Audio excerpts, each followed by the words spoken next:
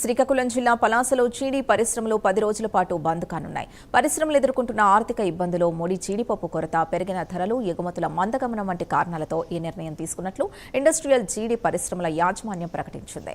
ఈ నెల 24 నుంచి ఆగస్టు 3వ తేదీ వరకు పరిశ్రమలు మూతపడనున్నాయని చీడీ అసోసియేషన్ అధ్యక్షుడు మల్లా రామేశ్వరరావు తెలిపారు. ఈ బంద్కు కార్మికులు సహకరించాలన్నారు. 10 రోజులు పూర్తి స్థాయిలో బంద్ చేసి కృత్రిమ కొరత కొంత సృష్టించి తద్వారా ఈ జీడిపప్పు రేట్లు పెరిగితే మరలా మేము వ్యాపారాలు సాగడానికి అవకాశాలు ఉంటాయి. కాకపోతే ఇక్కడ యుద్ధం కూడా మాకు చాలా అన్యాయం చేసి పెట్టింది. యుద్ధ వాతావరణం వల్ల ఈ జీడిపప్పు ఎక్స్పోర్ట్ ఆగిపోయింది. ఎవరైతే జీడిపప్పు ఎక్స్పోర్ట్ చేస్తారో మ్యాంగ్లూరు అటువైపు కంపెనీ వాళ్ళు ఎక్స్పోర్ట్ లేని వల్ల ఇండియాలో వాళ్ళు అమ్ముతున్నారు.